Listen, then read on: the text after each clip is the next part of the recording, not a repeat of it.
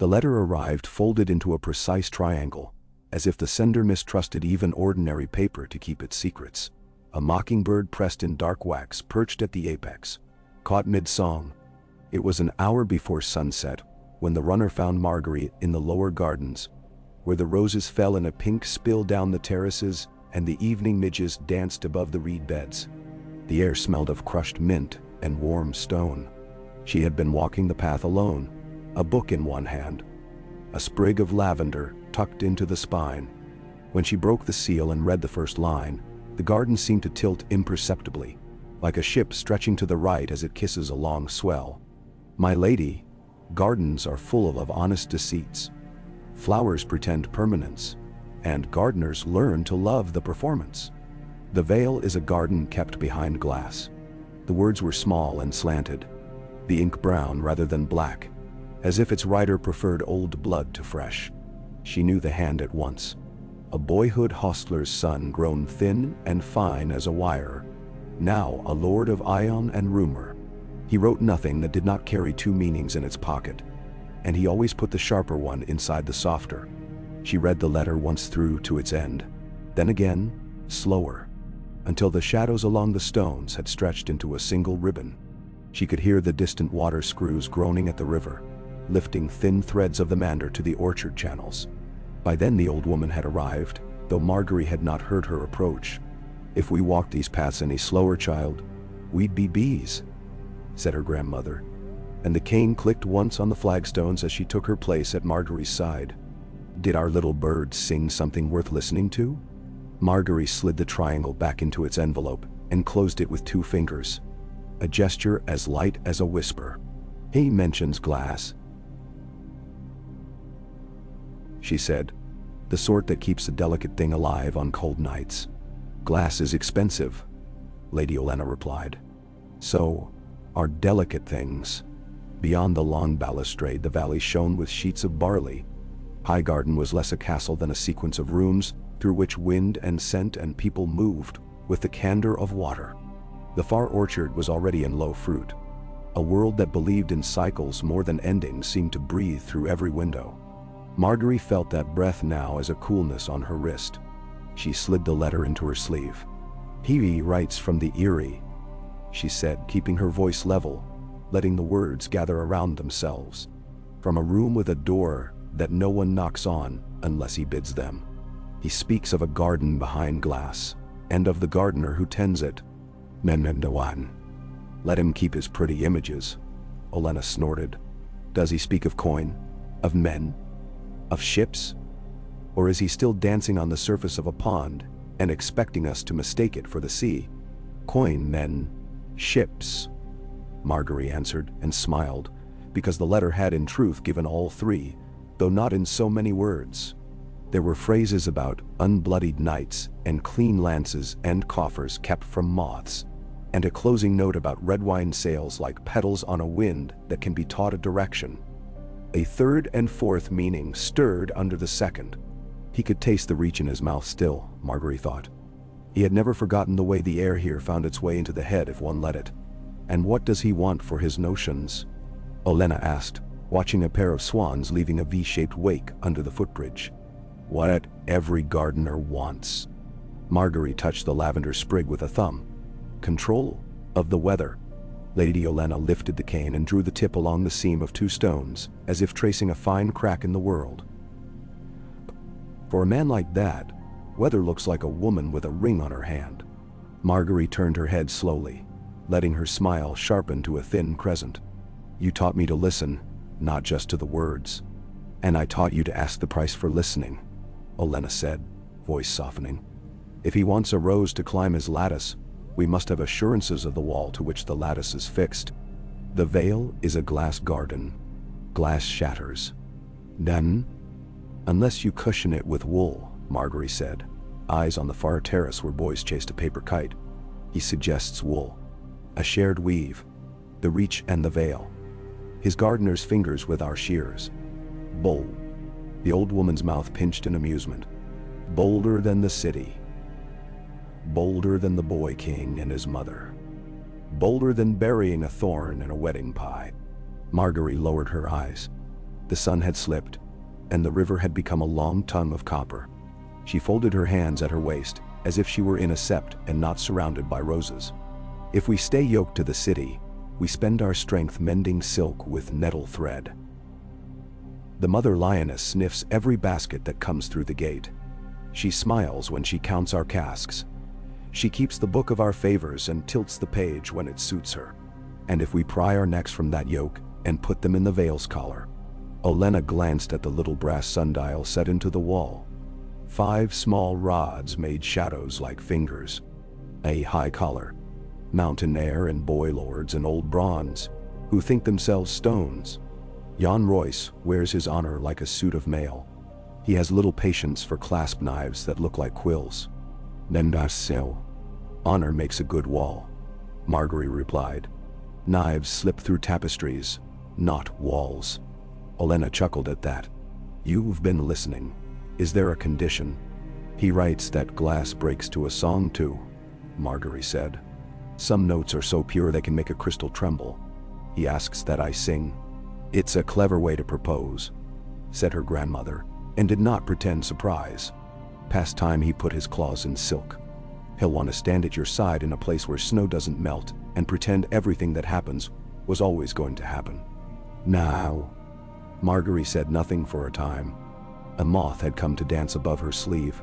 She watched its small shadow cross her hand and thought about cold blue halls and a boy with a cough sitting on a white chair with sky for a floor. Petyr had always smelled of things that were not themselves. Of parchment that would become bonds, of coin that would become blades, of praise that would become a leash. She remembered his eyes when he had brought her a shell game in King's Landing, years ago, a playful thing with a hidden motto. If you can never win, shift the table. She had moved the table, then, only because her grandmother had leaned her cane against the leg and laughed. Will the faith give their blessing? She asked at last. The city holds the high septon in its pocket, or the other way round. Olenna's eyes, in that moment, were younger than her skin. The faith has always loved a clever donation.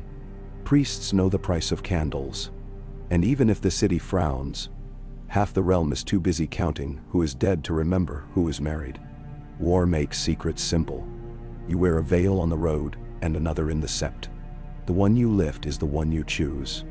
If we must drag a pale old man to bless it later, we shall drag him by his beard and make it a pious story. I sat a girl of mine at a table with a monster and fed him his own teeth. This will be a supper of porridge by comparison. Nan? Margaery nodded. Beyond the swans, a cloud of gnats blurred and then unblurred. He says he can keep my person safer in the mountains than in the city. He mentions a girl, a ward, a stone of sorts. He writes of snow made into a little castle. Ah, Olenna said. Cane resting now, eyes on her granddaughter's face. Now the music grows darker. A ward and a stone castle made of snow. He means the wolf girl. She's not a stone. She's a key. If he has her, he'll promise to keep her locked in a jewelry box until he needs to open the north. He'll talk like a steward about rites and betrothals and whispers. Do you trust him with her, pet? Nenderwines. I trust no one with her, Margaery said. The words surprised her with their heat. She had known Sansa Stark well enough to know the warmth of the girl's hand in winter and the way fear made people smile in court. She had taught Sansa which wines tasted of fennel and which of bruised pear. She had set a ribbon straight for her and watched her execute a curtsy with perfect grace while the world moved under her like water. The idea of Sansa as a thing in a box made Margaery feel the rose's thorns under her gloves. Then bring your own box, Olenna replied. Bring one with a window and a lock that opens from the inside as well. If we do this, we do it on our terms. No man grows such long fingers that they reach under our door when it is bolted. Margaery felt the coolness on her wrist again. A draft speaking from the mouth of a stair. The letter lay flat against her skin. A marriage under glass. A garden made of 2 climates. Roses could climb a mountain if given a wall and a season. The Vale had stayed clean, its lances polished but unwet. The Reach had fed half the realm, and the realm had filled its barns with politics and debt. If she became a bridge, She must hold under weight. "I will go," she said. "I will go as a pilgrim. I will go with 6 I trust and a 7th that fools any watcher. We'll say we're going to the Mother's Shrine at Longtable, then to Maidenpool, from there a ship." "Gulltown," Olenna said, as if naming a herb. "The gulls are fat this year. Take a septa with a tongue like a bell and make her chatter. Bell tongues draw cats to windows. He will have made arrangements. He always has a man who knows the alley behind the alley. Wear your softest face, but keep your eyes hard, and count the knives that call themselves smiles. If the thing can be done without muddying our hems, do it. If it requires mud, we will choose where to step and when to wash." And now, Margaery reached for her grandmother's hand and squeezed it. The skin was paper, but the bones were iron. "Do you require permission?" Olenna asked lightly, as if asking whether Margaery needed more salt on her greens. "I require your approval," Margaery said, which was a different thing. "And your purse." "Both are yours, and so is my gardener," said Lady Olenna, and nodded once. "Tell him roses don't sing for free." The letter slipped back against Margaery's wrist as she turned. The moth darted twice and vanished into the hedge. The evening carried a promise of cooler air. Somewhere a girl laughed, her voice thin with distance. Margaery watched the light turn the world to coin, then to brass, then to the color of old apricots. She stood long enough that the bells called for prayer, and the kitchen began to boil its copper. Only then did she leave the garden, moving at a pilgrim's pace, as if she were already practicing walking under a veil. The sea air near Maidenpool tasted different from the Manders. Salt and iron, and a faint sweetness like rotting pears. Margaery kept to her plain dress and put a green wool veil over her hair. She called herself simply Mary, a girl vowed to the Mother's charities, and it was a decent lie to live in for a road's length. Her party seemed smaller than a lady's and larger than a beggar's. 2 maidens with quiet hands, a septa with stories about every village from Bitterbridge to Harroway, a sellsword who had been taught not to move like one, a cook who could make anything taste like pottage if the eye were closed, and a servant with a harelip who spoke seldom and always to the point. The 7th was a boy who sang as if he were rehearsing something larger than himself. People are at ease around music, Margaery knew. It reassures them that even if the road turns, someone will keep a beat. The gulls began to show themselves a day's ride from the port, coming inland to rip at the fish guts of the riverside mongers. The tide was up as they entered the outskirts, and long strips of seaweed lay like wet hair along the stones. Gulltown rose with an effect of practicality, as if it had been built by men who knew exactly what it meant to stand between salt and mountain. The harbor made a crescent of masts. Behind it, the low hills shouldered themselves into one another like men at a campfire. Margaery smelled tar and wine and wool. She came in at dusk and went straight to the small tenement above the cooper's yard, where a room and a second room had been hired for pious travelers, who kept to themselves and paid promptly. He did not keep her waiting long. She was at the shutter with a cup when she heard the light footfall on the stair, and the even lighter knock. 1, 2, a pause, then one as soft as the last leaf landing. The septa looked up, and Margaery raised a hand without turning. The septa took her candle to the adjoining room. The harelip servant sat at the top of the other stair and did not breathe for a count of 20. Margaery set down the cup and let her fingers rest on the sill. The gulls were still crying. They always sounded like laughter to her. A little mad and a little greedy. Petyr smelled faintly of lemons and something that had once been wine but had forgotten its sweetness. He closed the door as if it were a sentence he had rehearsed.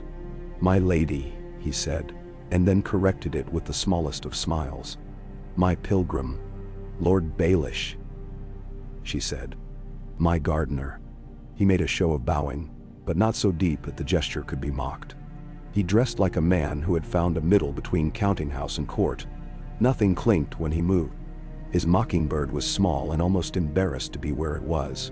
His beard looked as if he had forgotten it until it remembered itself.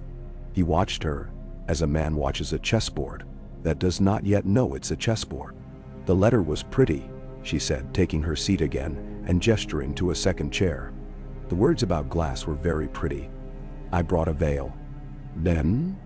"I brought a chapel," he replied. A very small one. I've even taught a priest what to forget. Glass shatters, she said, because her grandmother had said it, and because she wanted to hear what he had done to answer it. Glass also keeps peaches from dying in a frost, he said. And peaches can be taught to grow on mountain walls if you whisper to them. I've spoken to the wall. It grumbles, but it listens. The wall is named Royce, Margaery murmured. And Corbray, and Waynwood, and Templeton, he listed. And a boy who rules his lungs more than his bannermen. But boys are dear to the mothers they imagine. I feed him sweets and stories, and keep his nights free of ghosts. Daylight does the rest. Then shall all. And the priest.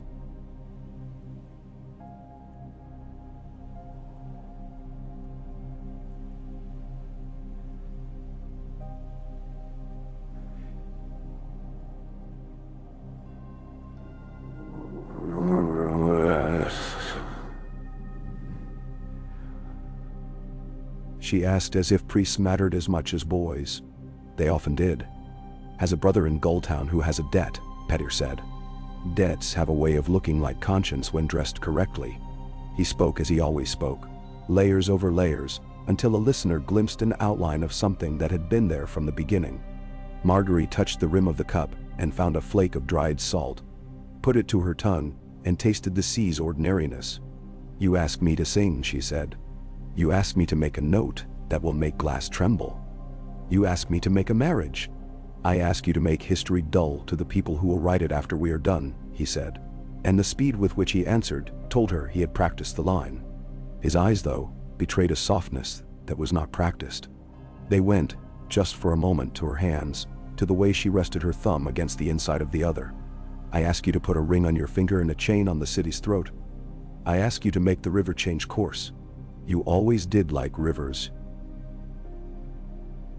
she said. You once told a story about the trident that was really a story about a woman. I know too many women to tell only one story, he answered. I know too many rivers to believe in their banks. They sat in the quiet that had a harbor's noises threaded through it, blocks knocking against masts, a far cry, the slap of something against wood. Margaery thought of her grandmother's cane. She thought of Sansa's hands, blue with cold in a garden that was not a garden. She thought of the way Cersei's smile had thinned whenever the girl in ivory and green had walked past a window with a boy king's shadow attached to her arm. If we do this, she said, we do it with 7 witnesses that are not yours alone. I bring my 7. You bring your priest and your door that no one knocks on and your view of the sky. We do it in a place with stone. I will not have it done in a shed like a butcher's oath. I will not have it done in a street. And I will not have my name be the only one in the priest's ear. Then you will have a sept, he said.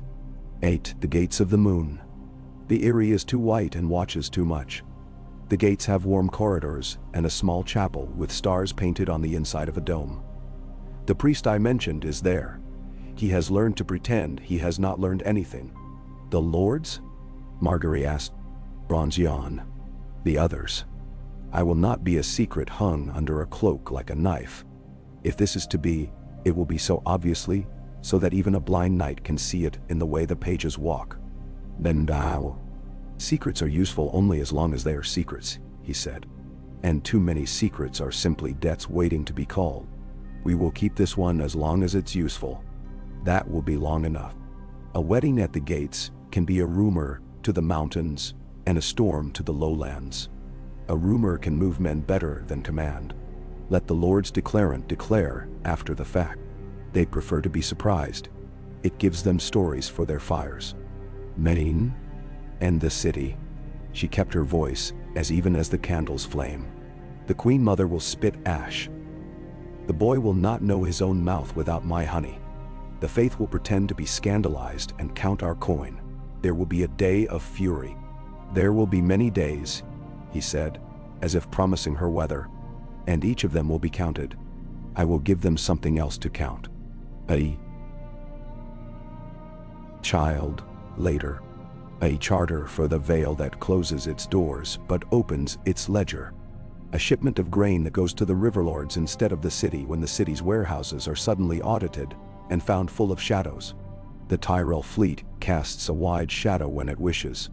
The Reach feeds on calendar and habit. Break one habit at a time. The city can only gnash so many teeth until it must chew. Nentur, do you love me? Margaery asked then, the question falling out of her mouth with a ringing clarity that startled them both. Perhaps even the sea. She was not the sort of woman to ask such things as if she were a girl, and love were a cloak she hoped would be thrown over her shoulders. She was the cloak and the shoulders both. But she asked it because she needed to hear what lie he would choose, or what truth he would pretend. She needed to hear which note his glass would sing. He did not answer at once. He looked at her, and then at the shutter, as if the gulls might be eavesdropping. When he spoke, he did it softly, a man placing a cup down without wanting to wake a sleeping child. I love what we can make, he said, and I love that you will be the other hand that makes it with me. If that is not love, it is the kind that endures longer. It was a poor answer and a rich one. It was almost honest, which is a kind of extravagance among liars. Margaery considered a heartbeat in which she could have decided to stand, to open the door, to let the sea take the words out into its noisier mouth. Instead, she reached inside her sleeve and drew out the letter folded into a triangle. She set it on the table between them and placed a finger at the mockingbird's beak. Then we begin, she said. I will sleep here tonight and take the morning tide. You will go ahead and make your chapel smell of beeswax. You will put a guard on your boy whose loyalty is not to sweets but to pay. You will tell the girl that a queen is coming who will be kind to her. You win it. If I see cruelty in her eyes, I will break your glass with my own song and go back to my grandmother with a purse and a story, and will break your glass with my own song. When it come, you will meet me at the lily. He inclined his head. You are not simply a rose, he said. You are a trellis. Roses climb trellises, she said. But sometimes the trellis forgets who owns the garden. He smiled at that, because he could not help himself, and for a moment she saw the boy he had been. Hungry, clever, already making everything into a wager in which he would lose nothing but win something, even if only the shape of a future. Then it was gone, and he was the lord again, and they were two architects drawing plans in a room that smelled of tar. The climb to the gates of the moon took 2 days that felt like a week, because the mountain road demanded a new kind of walking from a woman used to the open talk of riverlands and the slow gradient of fields. The air thinned, and voices sounded like secrets even when they were only weather. Her Septa's stories quieted to short prayers. The boy's songs became humming under breath. Her sellsword stopped pretending to be anything else and became a man who walked with his hand close to his knife, because the mountains made men honest. The servant with the harelip counted switchbacks under his breath and watched the scree as if it might decide to leap. Margaery learned the smell of snow that had looked at sun and refused it. They came to the gates in the afternoon, when the white of the walls turned the color of milk and the shadows lay like blue linen along the steep. The castle was less a castle than a promise that there was something beyond the next gate and beyond that another. Her guard's boots clapped on the stone like the clock in a great hall. When the porter took her token, a little square of linen with a threaded mockingbird in the corner, concealed inside the hem of her veil, his eyes did not widen. That was its own comfort. He merely turned, spoke to a boy, and the chain raised. The gate's groan seemed like a long, low note on a strange instrument. Petyr stood under an arch that made his head seem smaller by design. He wore a color that might have been black, and might have been a very dark green. He was alone except for a man who looked like a cook and a woman with sly shoulders, whose smile went out only as far as it needed to. There was no show, just as she had asked. Bread and salt were brought in a wooden bowl. She broke the loaf and took what was hers, and he took what was his, and the salt sat on both tongues with the seriousness of law. The chapel, he said, and meant the route to it, not the object. She knew because he stepped aside to let her see past him into the corridor that sloped gently like the inside of a shell. The air was warmer than outside, a blessing to ankles and lungs and ears. Lamps had been prepared already. No smoke, clean wicks.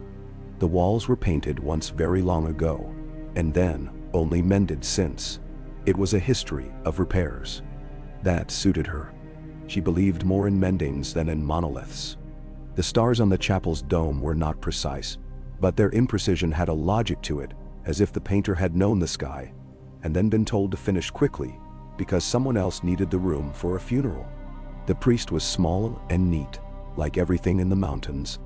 He did not meet her eyes until she made him. And then he did with a steadiness that suggested this was a thing he could do if asked, and not because he wished to. He blessed their bread again, as if it were part of the same speech. And then he began the words that made a marriage. Margaery felt the reach inside her like a hidden lake, still and dark and very old. She listened to a mountain man speak an old city's language about a sea she had crossed in a Vale. Her hand was cool in Petyr's. His was warm in hers. The priest's ring tapped the book once. Their names were spoken in a room that had kept the names of other men and women who had thought this made any difference at all to what they would be to each other. It does, Margaery thought, and it does not. It is both. It always has been. When it was done, the priest looked relieved the way men do who have dropped a weight and expect no one to ask them to pick it up again. Petyr looked at her as if there was something he wanted to ask and was deciding to save it for later. Margaery felt a strange lightness in her arms, as if she had been holding them out to show something and could now lower them. She wanted a window. Petyr seemed to know this without her saying it, that a woman who had just been made a fact might want to see something that was not. He took her along another corridor and opened a shutter and let the mountain step into the room with its enormous white foot. The slope below the wall fell away so cleanly that even breath felt like a thing that might drop and shatter. The air had a taste of new iron. She loved it, and she did not. Both at once again. I would see the boy, she said, not turning from the window. He exhaled as if he had been holding a note on a pipe. Of course. They found the Lord of the Eyrie in a solar that had been warmed by trays of coals, placed like footstools for an invisible giant. The boy's nurse was a bird herself, all soft without softness in the eyes. The boy had a gaze that skittered and then fixed, as if he sometimes remembered he was supposed to be looking at something. He looked very hard at the chain on Margaery's neck, because it had a small carved mother-of-pearl hand upon it, and because boys liked to look at things that reflected what they almost were. Children and objects that pretended to be delicate. Margaery went down on one knee, so that their eyes were less apart. Lord Robert, she said gently, I am Margaery of House Tyrell. The mother bless you. He blinked twice, then smiled, and then frowned, as if deciding which would be more appropriate. Do you feed birds? He asked abruptly. I feed people, she said. But sometimes I feed birds because people forget to. He considered that and seemed, for a moment, to be a boy that any nurse might have put to bed with a story. Will you live here? He asked. In the sky. I will live where you call me, Lord, she said. And this was a truth that did not require any knives. Petyr watched her speak to the boy and thought, she could rule an army like this by kneeling. Margaery felt his gaze and met it once over the child's head. There was a flicker there of something like relief. She did not trust it yet, but she noted it and put it with the other notes. It was later, in a room half full of tapestries that tried and failed to make heat, that Margaery saw the girl. Elaine Stone had been a rumor in a letter, and then a silhouette in a corridor, and now a presence that made the air around her recall Winterfell, like an old song hummed under breath. She had the color of a girl who had learned to fold herself into other people's furniture. Her smile had the precision of someone who had been asked to count while being stared at. When their eyes met, three things happened at once: recognition, pity, calculation. Margaery let the third defer to the first two for a beat, then brought all three back to the table together. Lady Margaery, Elaine said, and the name sounded different from her mouth, because she had worn it like a brooch once and relabeled the world with it. Welcome to the gates. My father, Lord Baelish, has told us to be at your call. My dear, Margaery said, we will be at each other's call. If Petyr heard the gentle theft in that sentence, he did not show it. The servant with the harelip drifted along the wall, like a note that does not want to be noticed, but insists on being played. The sellsword measured windows and bolts and men's eyes. The septa counted prayers like knives. Outside, the mountain rearranged its clouds like a woman moving cushions. They ate that night in a long room, where the food tasted vaguely of wood, and the candles burned with steady patience. Men came and went quietly, carrying news like bowls. A raven came with a letter that Petyr read, and did not lower for a long time, as if the shape of the words could alter if he stared at them hard enough. Margaery did not ask. There would be time for asking. Marriage, she thought, is not a key. It is a ring. You have to learn which finger it fits, and then you have to learn what it opens with the hand that wears it. When she lay in the bed that had been warmed with bricks and then emptied of them,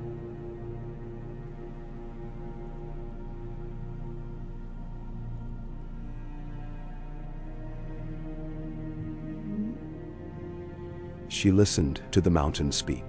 It was a slow language, and she did not yet know it.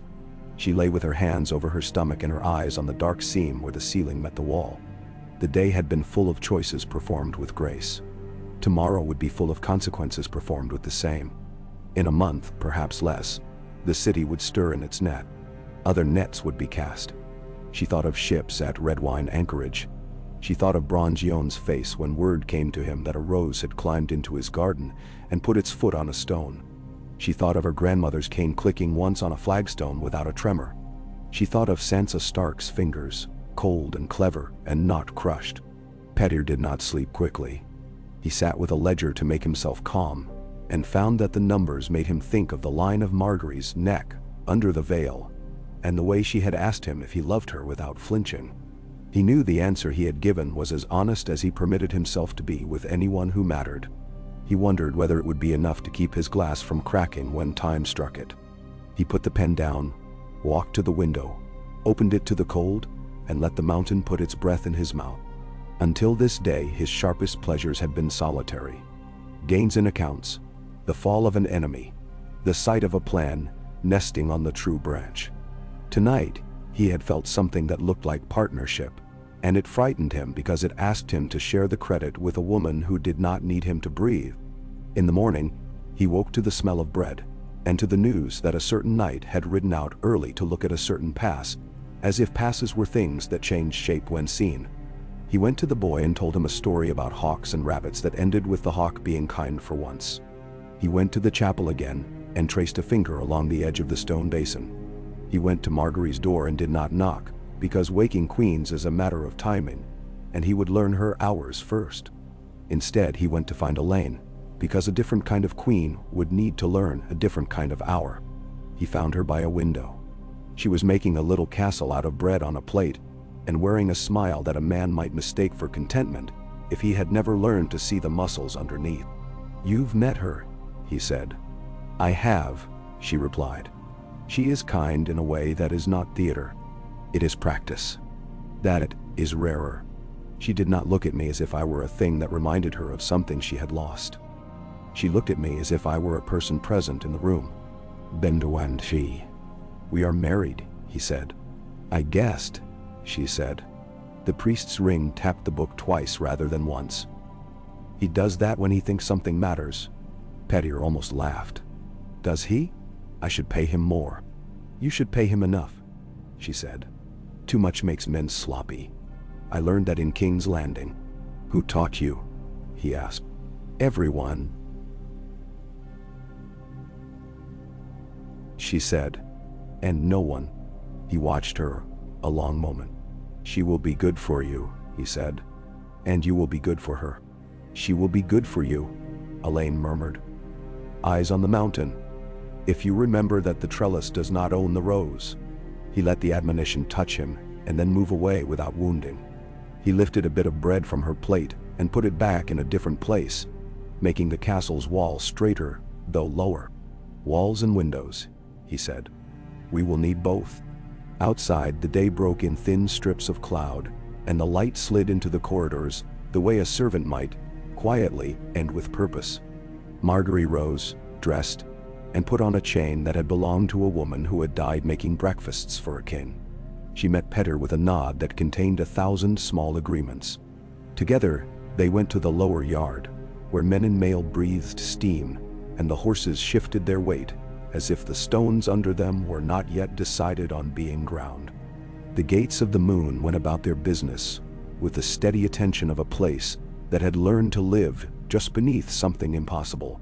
She took the first piece of fruit offered to her that day, a pear hard and cool, and bit into it as if into an argument she intended to win by savoring. From the yard, she could see a column of tiny men on a distant slope, like ants carrying a stick. The Reach would send ships. The Vale would polish its lances.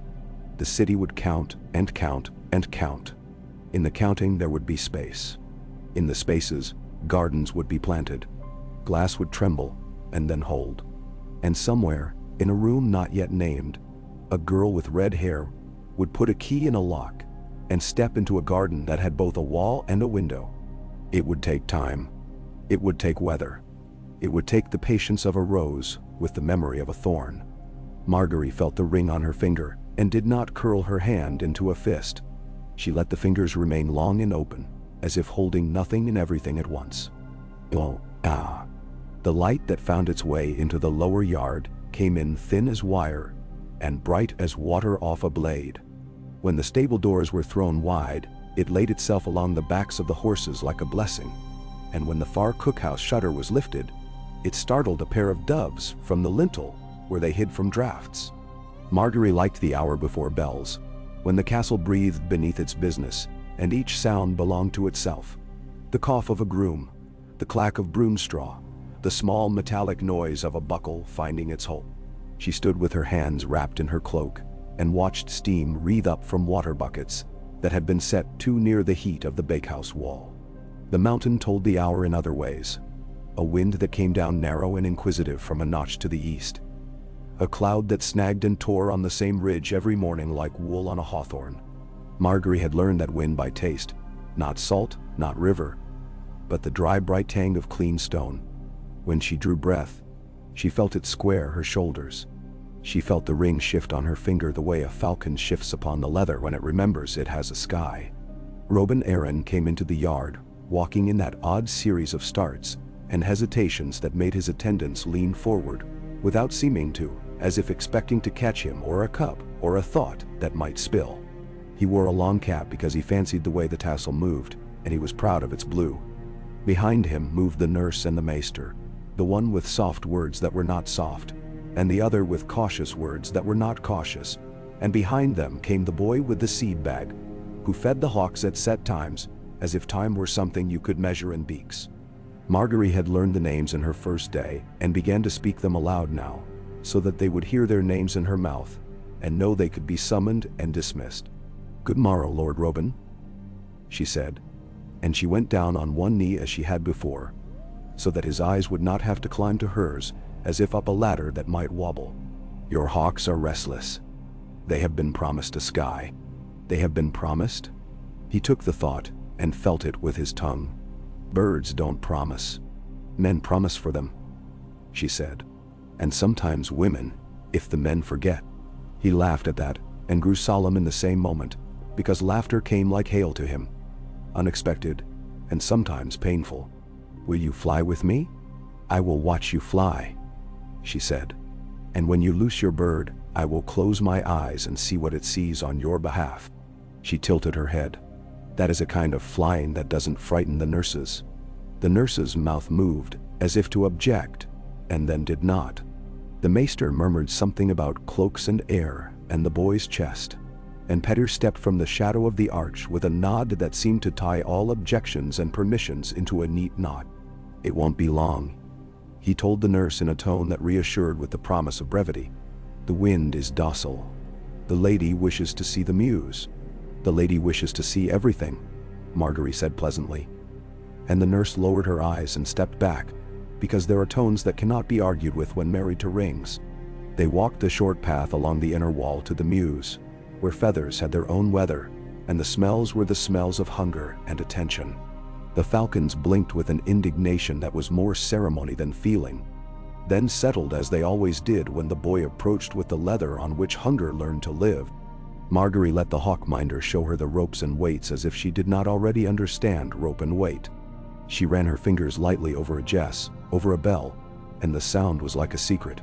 "Which one is yours?" she asked, and Robin's hand moved immediately to the bird he loved best, without looking to anyone else for permission to know. They went to the low place on the inner wall, where the wind did not bully. And Margaery drew the boy's attention to the way a hawk's head cocks when it considers which piece of the world to make small. "You must let the world be larger than you long enough for you to choose a narrow place within it," she said. "You must trust it will still be there when you cut it into a line home." She said it as if the words belonged to hawks. She thought of the path she had taken across water, and then up stone, and let that thought perch on her wrist for a beat, before she sent it off to look at itself from above. The hawk went from the boy's fist with that miraculous derangement of air that always sounded to her like a kind of laughter. And Robin laughed too, honestly, his face bright for once without having to be coached into it. The hawk lifted and turned into the narrow wind, and then cut across it, and made a strip of sky into ownership. Margaery closed her eyes as she had promised and saw in her mind the world as a map of opportunities. The bright thread of a road, the dark thread of a stream that had hidden a stone, a little movement in the brush that might have been a vole and might have been a leaf. When she opened them again, she was smiling, and the boy looked at her with suspicion that was not unkind. "Did you see? I saw you will be merciful," she said. "But hawks kill," he protested, and looked to Petyr to be told whether she had spoken nonsense that he might be allowed to laugh at. "Hawks also wait," she said. "Waiting is mercy for a small thing that has one more breath to spend." He nodded solemnly, as if taking receipt of a doctrine. Petyr did not contradict it, because he never contradicted anything that might do him credit later. He stood a pace behind them in the wind with his hands folded, and his eyes on a future no one else could see in quite the same way. He was already making two lists in his head: who would be offended by a rose in their mountain garden, and who would be unable to remain offended while that rose poured wine for their wives, spoke to their sons about the courage it takes to be gentle, and moved an entire fleet by tilting her head. The men who called themselves declarant had not yet appeared in flesh and declarations, but their shadow came first, as it always does. A courier's horse that had been ridden steadily and then cooled properly. A small crest on a ring that had been rubbed often, as if for luck. The respectful stamped rhythm of a message relayed through hands that had learned to make boughs bloom without cracking. Bronze Jan Royce would come. Lady Waynwood would send her son if she did not come herself. Redford would come in mail under his cloak, because he believed in the tonic properties of weight. Sir Lynn Corbray would come and frown and find a way to smile in contempt soon after, because contempt was his way of keeping company with love. The others would come as they always did, in their own measures of pride, suspicion, and hope. Before their boots sounded in the gallery, Margaery set to work on the castle, the way water sets to work on stone, without announcement or hurry. She went to the bakehouse and learned the names of the women who had to wake earlier than men, to make men think the day began when the bell said it did. She asked how long flour kept good in the mountain air, and whether a barrel near the outer door had ever grown damp. She loosened a knife from its thong and began to peel apples with a speed that made one older cook snort, and then submit to having her hands taught a reach trick that curled peeling into long ribbons and needed less waste. She asked what the bees in the narrow orchard made of the thin mountain flowers. She ran a finger along the sill in a withdrawing room that smelled faintly of smoke and had the windows thrown open too seldom. She ordered clean straw and warmer oil for hinges that complained more than the weight on them justified. She talked. She listened more. When the first of the declarant men's outriders were spotted on the lower road, she had already ordered the laying of 2 new trestles, so that the high board would lengthen, and she had said to the household as if idly that any man who did not call for wine was a man to be watched for zealotry. Any man who called for wine before he sat was a man to be watched for impatience. She had sent the septa to the tiny market square inside the first gate with coin and instructions to buy what would be noticed if it were missing: peers, lamp oil, honey, black thread, and to pay 1/2 penny more than any housewife would pay, and to do it in such a way that the difference would be spoken of to the servants of men who thought they knew the exact price of pears. She had asked for lemons, and when told lemons did not grow in mountains and came seldom to their market, She only nodded as if the mountain had spoken, and she, a queen of the flat lands, had listened to understand a new law. That night, a sack was carried in with the careful insouciance of men who know they carry something that must not be allowed to feel precious. They were lemons, rosy at the cheek, from a red wine ship that had not yet been properly tallied and taxed, because its captain owed a favor he could not name, and did not wish to be forced to count. Margaery breathed their scent, and was again in a yard of sun and buzzing and mint. She thought of Sansa as she had been in King's Landing, a girl who understood that sweetness arrived braided with peril. And she sent the lemons to the kitchens with careful instructions for how to preserve their peel to candied hardness and their flesh to tartness that woke the tongue from its complacency. She did not announce that she had sent them for Sansa. She waited for the scent to draw the girl like a thought about childhood draws a woman to a particular window. Elaine Sansa found her in the small alcove near the chapel where the mountain insisted upon a window that had once been a crossbow port. The hour was later than most women used for lemon cake, but that was part of the kindness. Sweetness unexpected, warmth offered when the mind had already decided it would be cold for a while yet. Elaine had flour on her knuckles, and her mouth had the faint shine of someone who has tasted before serving. When she set the small plate down upon the chest between them, Margaery looked at her and not at the cakes first. "You made these?" she asked, as if asking about a song or a drawing. "I helped," Elaine said. "The cook does not brook being dislodged in her kingdom, but she is not unkind if you give her new tools and don't tell her they are new." "Then she will live," Margaery said, and they smiled at the same time. The first bite was exactly sharp enough to make the following sweetness perfect, and Sansa felt something she had not expected to feel inside a mountain. The sensation of being understood all the way through her teeth. She had never told anyone that lemon woke something in her that reminded her of a pool at Winterfell edged in stone. She had not thought it could be told. Here it was answered without being asked, and she looked at the woman before her, and knew why men heard queen and did not think only of jewels. "Will they hate you?" Sansa asked softly, because she was not a fool, and because she had been taught to ask the questions other people swallowed in order to keep them from doing damage inside. "When the lords come, they will want to," Margaery said, taking another bite. "The wanting will be pure at first. Then it will become something else. It always does." "What will it become?"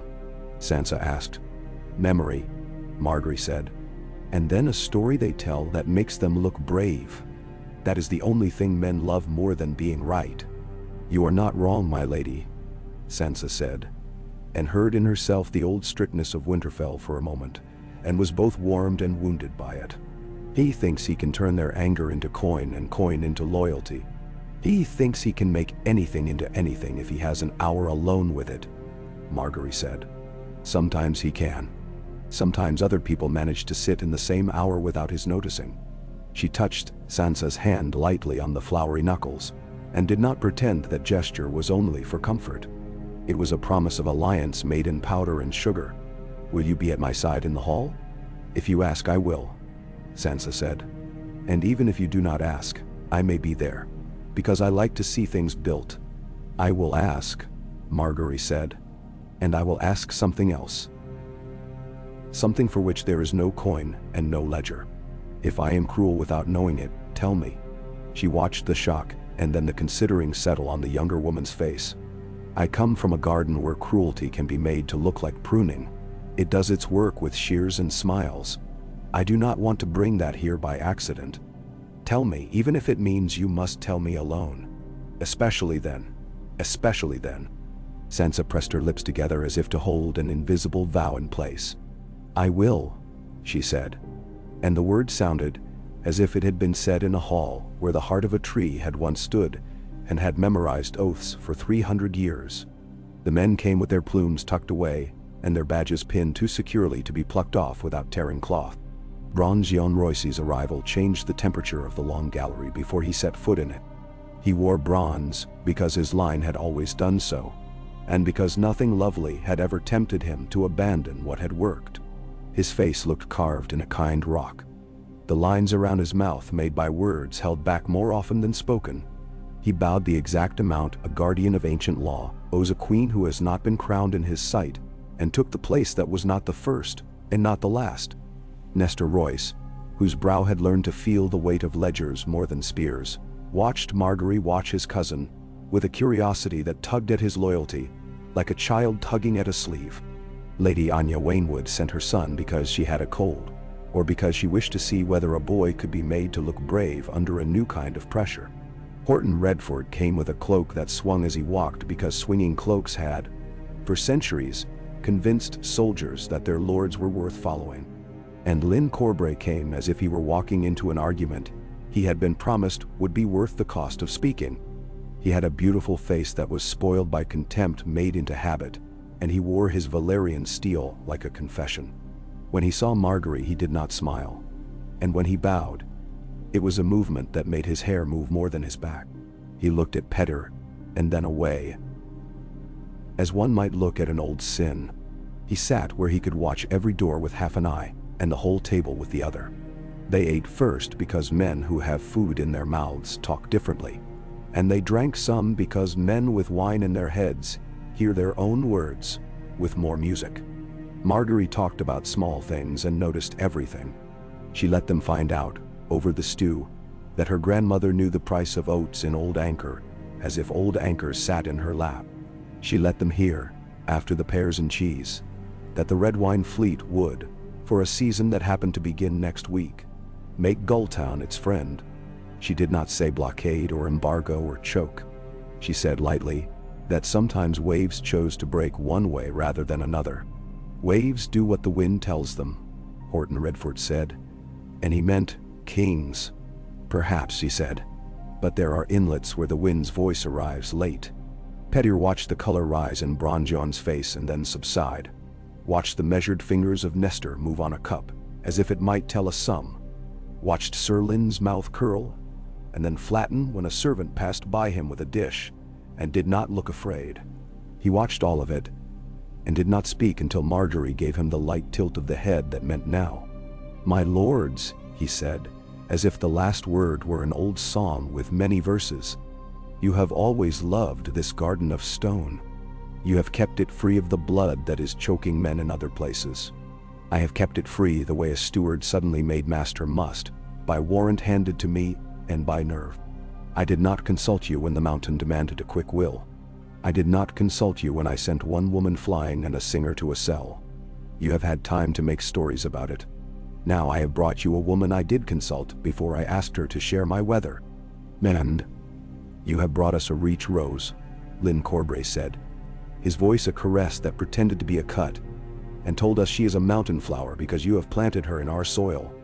Margaery turned her face toward him and let her smile be the one she would give a child who had said something wicked because he wanted to be told he was clever. "Roses have thorns."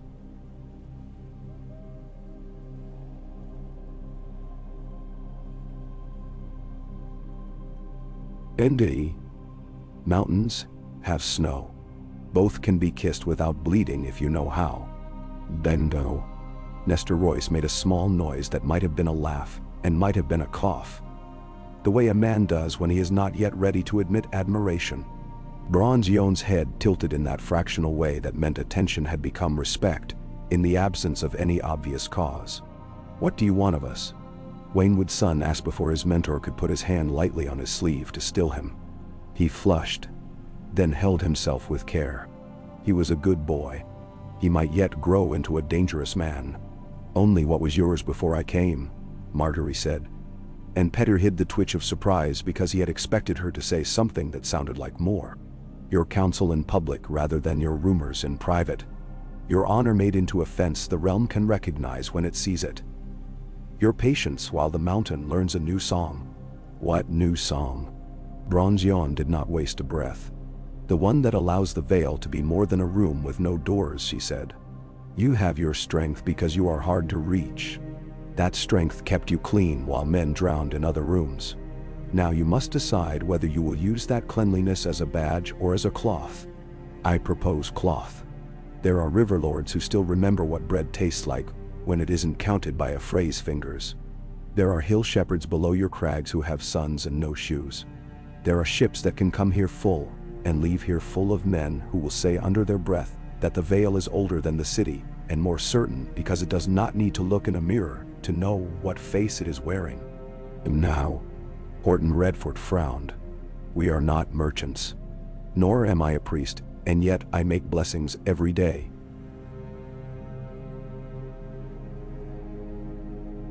She said, mercy given to a boy before he falls can be a blessing.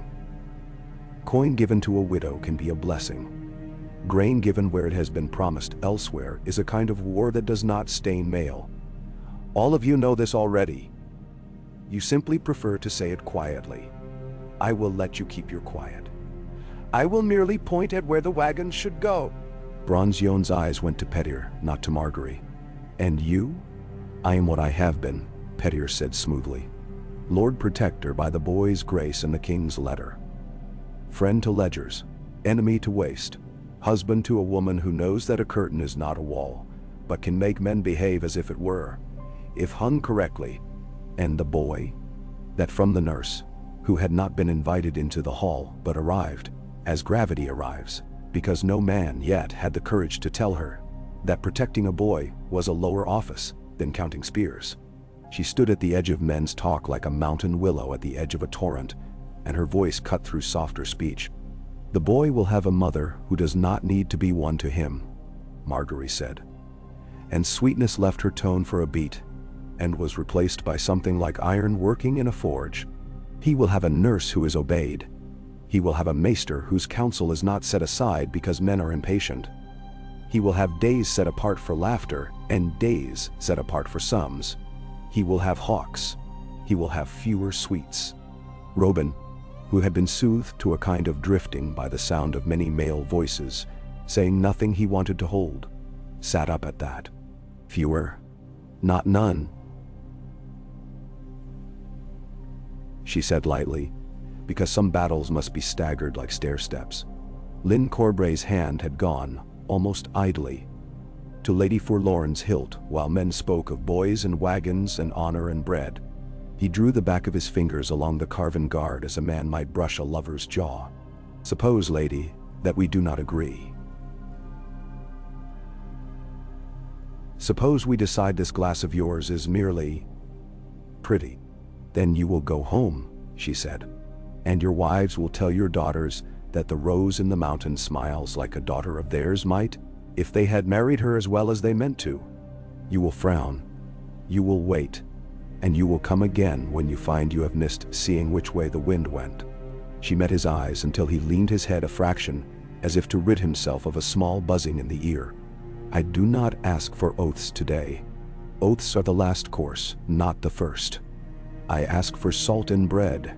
I will pour wine for any man who does not spill it when angry. He did not smile. He did not frown. He allowed the slightest sensation of attention to show in the manner of a cat, disdaining to admit it has seen you place a saucer on the floor.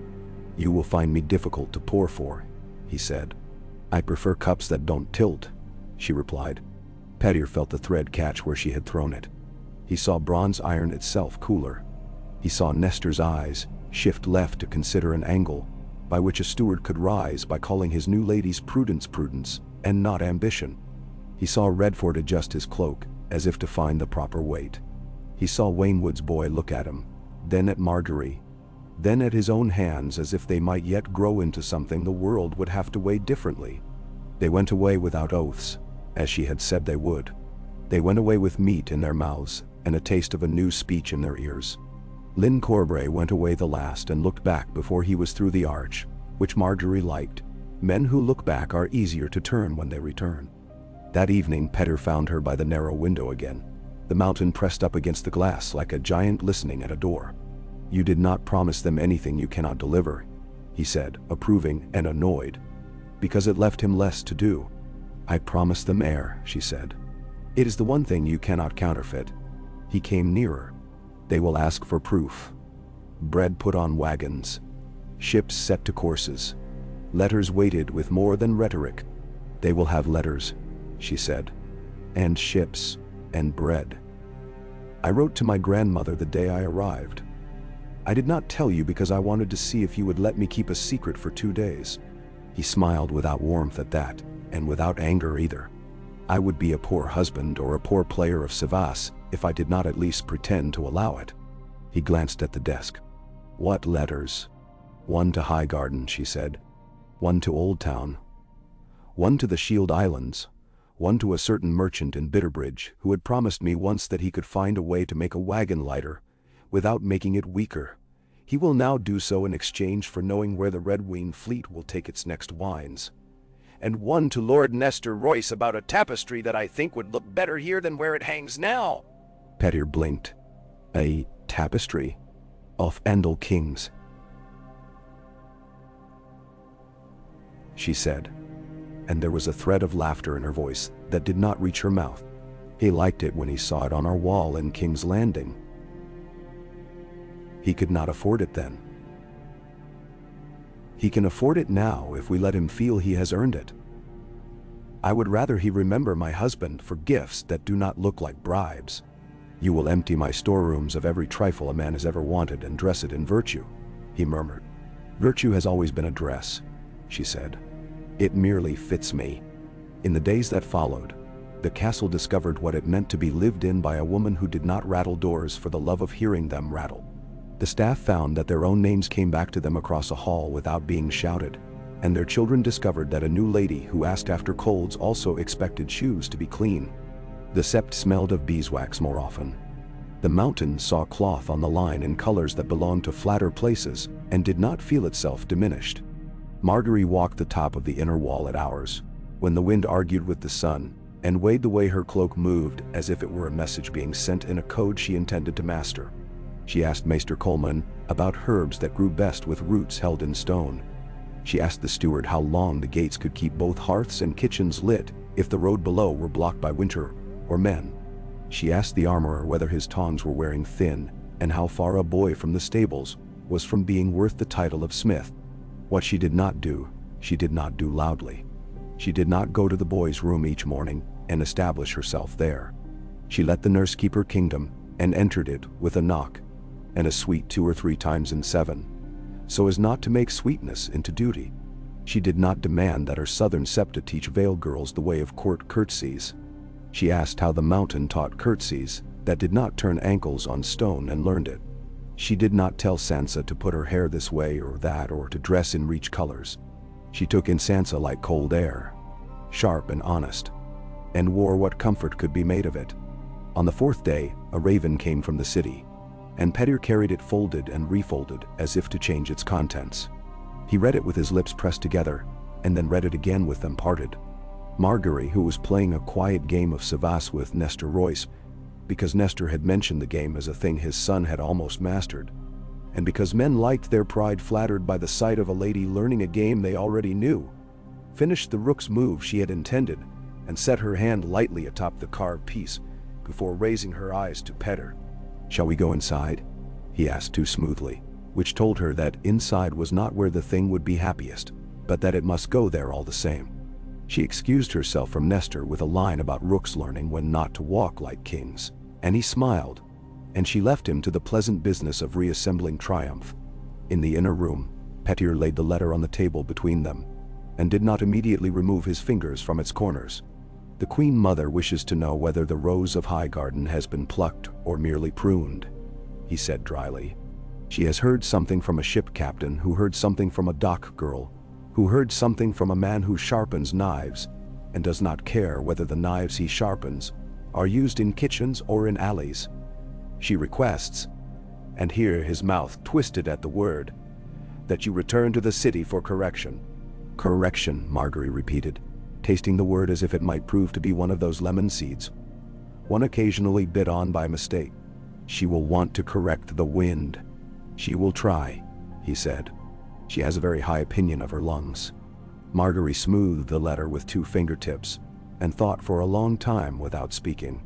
Finally she asked, "How many ships can Paxter give me to carry bread quietly to Duskendale and Maidenpool in the next fortnight?" Petyr let himself smile then. "Enough that the rumors can be made to smell like bread instead of blood. Enough that men standing in lines do not have to listen to sermons," she said. "Men fed without a priest in the room discover that gods are sometimes a matter of full bellies." The queen mother can correct until she has sung herself hoarse. A full belly makes a better hymn. Men too. You answer her by starving her city of spectacle, he mused. You answer her by feeding men. It is an old recipe. It always works, she said, and then added, because she believed in naming ingredients, and then we will arrange a tourney. He blinked. A tourney? I had thought to keep steel sleeping in its sheath a while yet. Wake it for me with music and gambling first, then let it taste air only when men have already decided they like my tables. And, wake it to put men in rooms together where secrets must pass through hands to get down spiral stairs. She replied, wake it to give men who think they hate you a reason to sit near you because you hold the purse. Wake it so that you may make friends in public, where enemies must smile or show their teeth too openly. Wake it to make winter less frightening by giving summer a last dance upon the mountain. He stood very still, and then laughed once. The tourney of the maiden and the falcon, he said. The falcon and the maiden would please your boy better.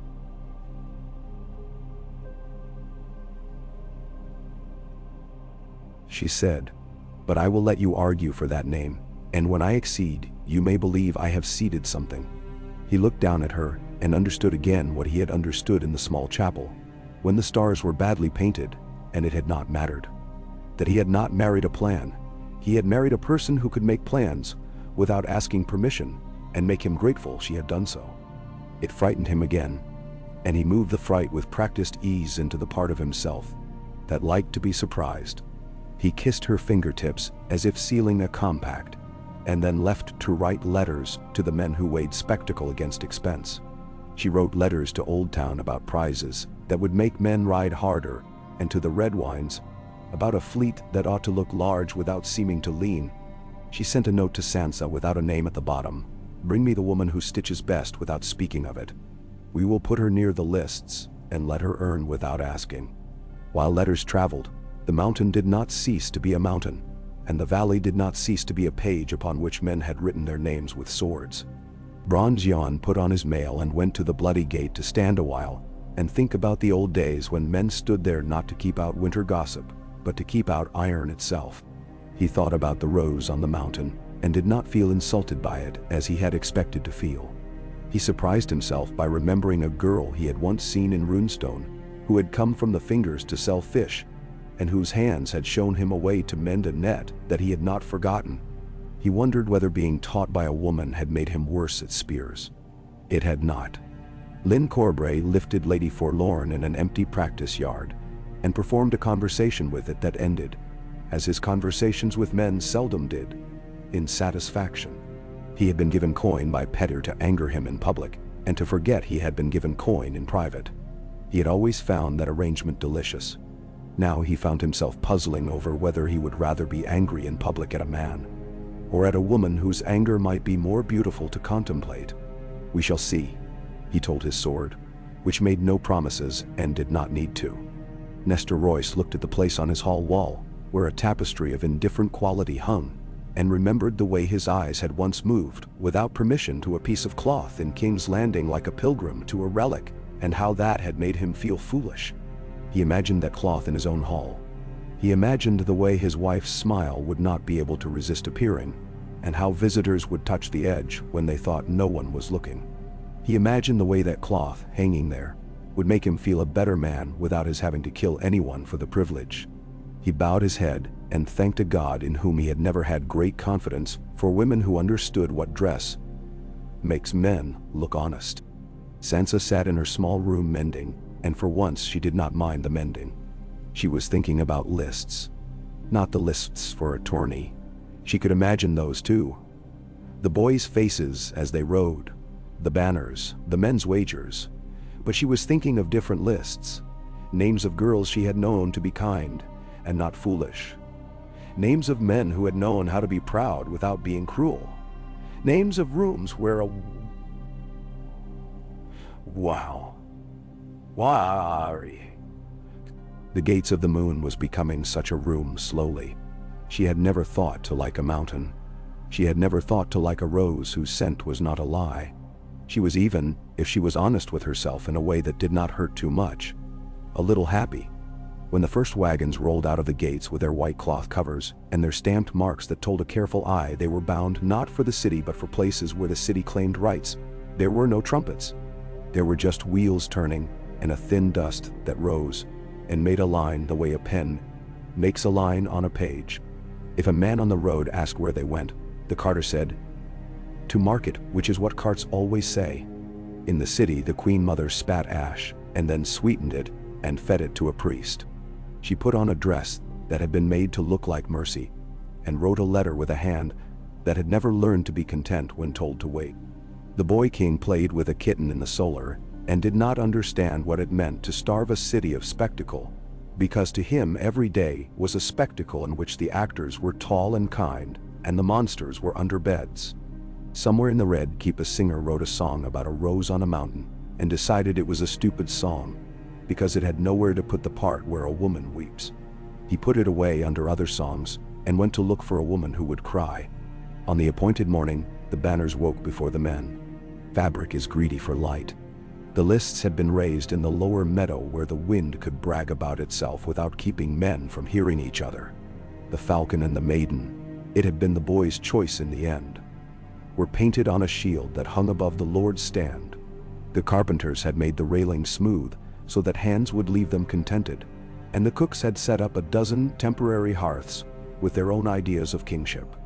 Women from the town below, who had never stood so near the mannered violence of games, and had no wish to stood near now, because games meant coin, and coin meant shoes that did not leak and bread that did not crumble.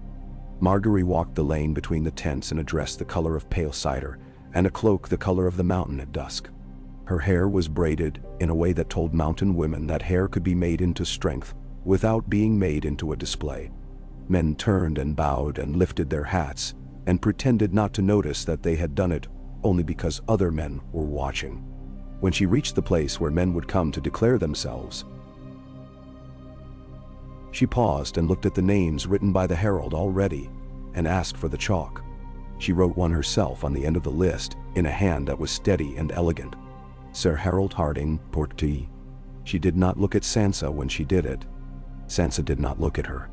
Petyr did not look at either of them. He looked at the crowd where he knew the faces of every man who owed him and every man who meant to collect. Bronzion saw the name and nodded once, a flicker, as if saluting a ghost who had put on flesh for a day. Lyn Corbray saw the name and smiled properly for the first time since he had eaten the pears with the cheese in the hall. It was a traveler's smile, as if he had come upon a bridge where he had expected a fort. When Harry the heir rode in, late enough to be noticed but not so late as to be mocked, the boy had the handsomeness of a sword left too long in a velvet sheath. He dismounted with grace that was not entirely his and fell into the current of admiration as if it had been laid for him, which in some ways it had. He bowed to the Lord's stand. He bowed to the little lord whom he was pleased to please. He bowed to Margaery with the exact degree of brightness he might have given a grail. When he straightened, his eyes slid past Elaine Stone as if she were another painted tent. He did not entirely miss the small intake of breath that followed when he did. He missed what it meant. He would have time to learn. The horn sounded, and men began to ride. The sound of wood on wood, iron on shield, breath in lungs, pride on lips, fear under rib. These made a music that sometimes made peace and sometimes made the opposite. Margaery watched with the attention of a woman who knows that every striking of lance on shield can be made to speak a sentence. When men fell, she watched who was slow to rise and who was too quick. When men's horses shied, she watched which man soothed and which struck. She did not clap more loudly for those she preferred, because such clapping is a kind of letter sent to the wrong address. She let her applause be even. Let men wonder. Let them wonder themselves into goodness. Petyr leaned to her and murmured, "The city will hear of this and say we prepare rebellion. We prepare a club," she said. "It can be used to keep wolves from the sheep, or to beat a shepherd who has forgotten whose flock he minds. We will do the first. We will not speak of the second. There is comfort in knowing one could strike. Bendan Delwal." He smiled and thought, not for the first time, that he did not yet know the bottom of her. The way a man does not know the depth of a pool he has thrown coins into for years, because the bottom keeps moving where the coins fall. Harry the heir took a tilt, as if the world were a ball he had been born knowing how to throw. When his lance struck and shattered, the noise made the boy in the lord's seat clap like a child, and the men around him nod like men. Margaery looked not at Harry but at Sansa to see whether the girl would flinch at being looked at. She did not flinch. She raised her chin a fraction. She smiled the kind of smile a seamstress makes, when a hem lies as it should. By sundown, men had broken enough lances to call the day full. Torches were brought, not for the lists but for the lanes between, because the best deals are made where the light is flattering and not cruel. Music came, first a little, then more, and the mountain's knight learned the sound of a harp, played by a man who did not have to fear being thrown through a door for looking too long at a lady's hands. Petyr moved among the knots of men and made knots that would hold, and Sansa moved once where she had to, and once where she wanted to, and Margaery stayed long on the stand, so that the boy would not panic when the torches were brought. Fire is tricksy to children, and told him a story she invented then about a hawk who had chosen a ladder instead of a sky for a day, and discovered the rungs were as interesting as clouds.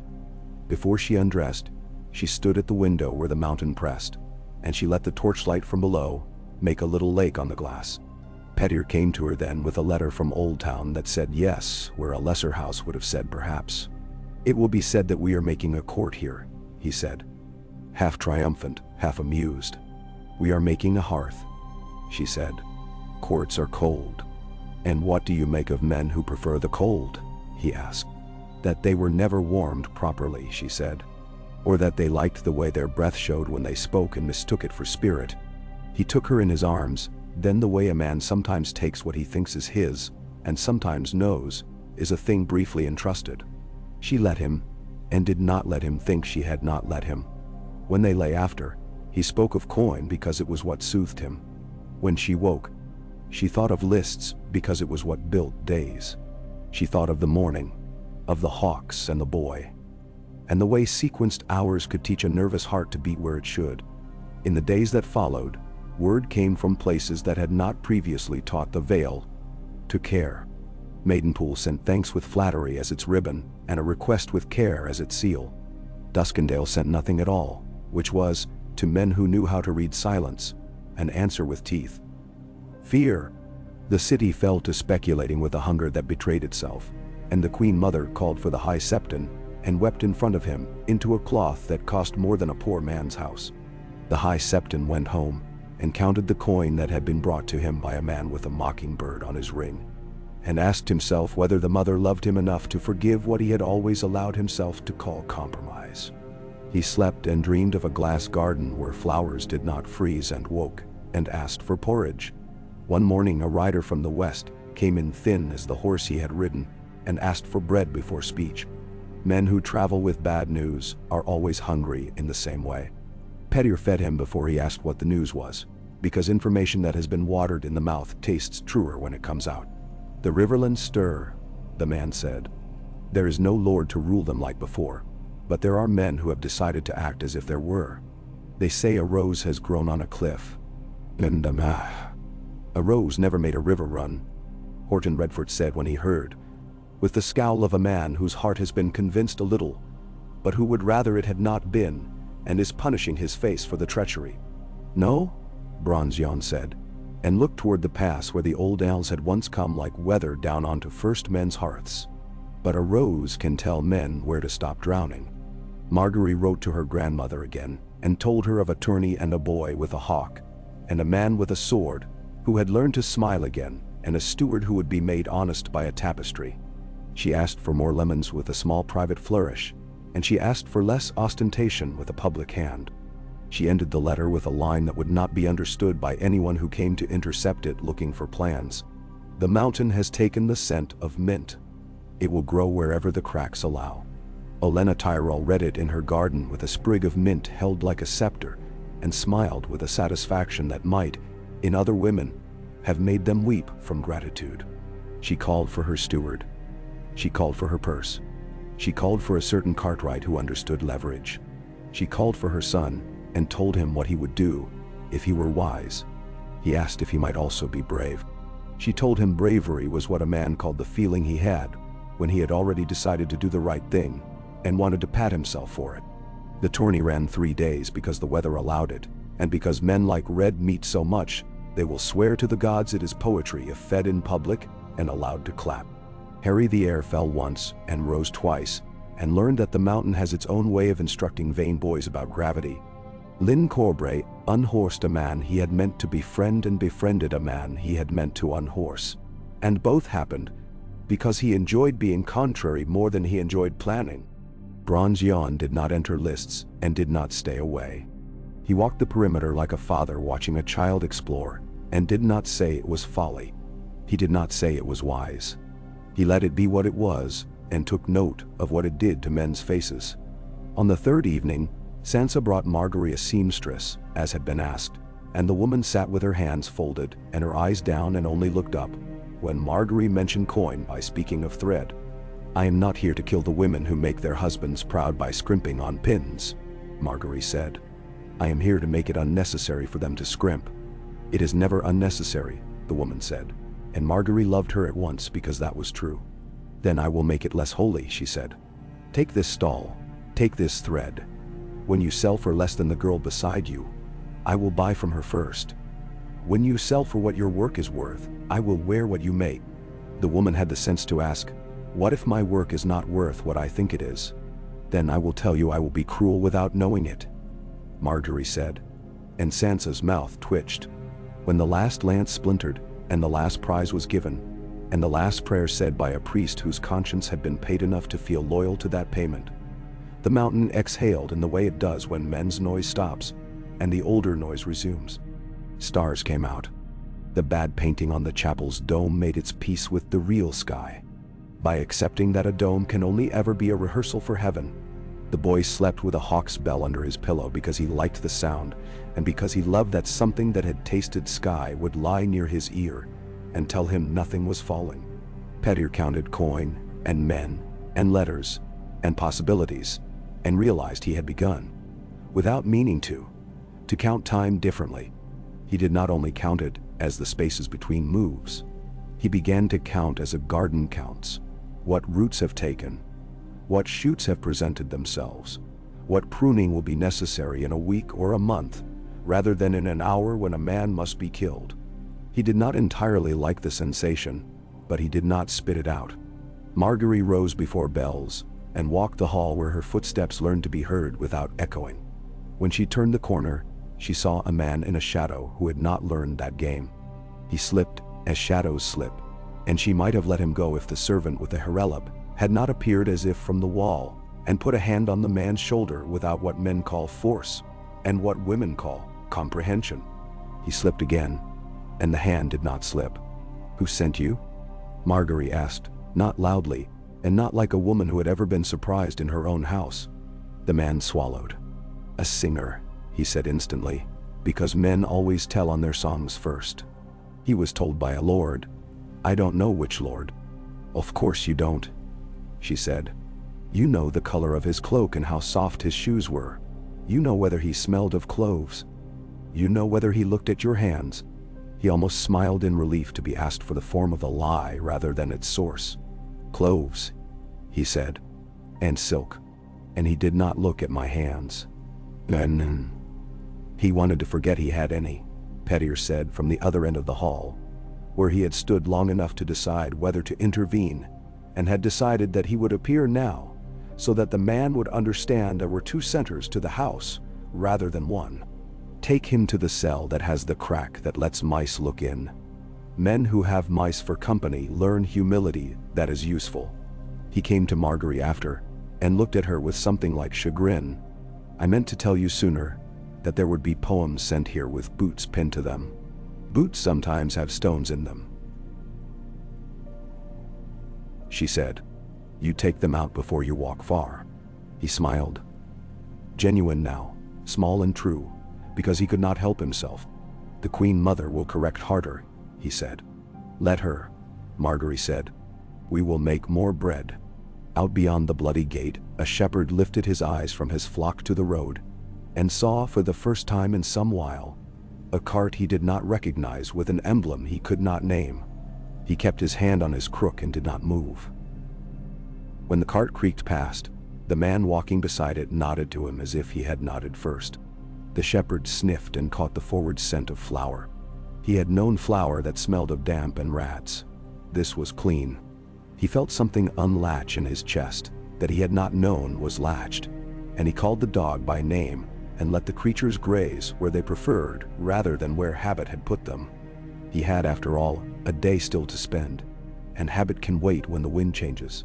At the end of that day, in the small room above the gallery where the light behaves as if saved, Sansa placed a lemon peel on the sill to harden and watched it turn from limp to crisp. She held it between finger and thumb and felt the way sugar makes a thing less perishable. She thought about the girl she had been who would have reached for sweetness first and cried after.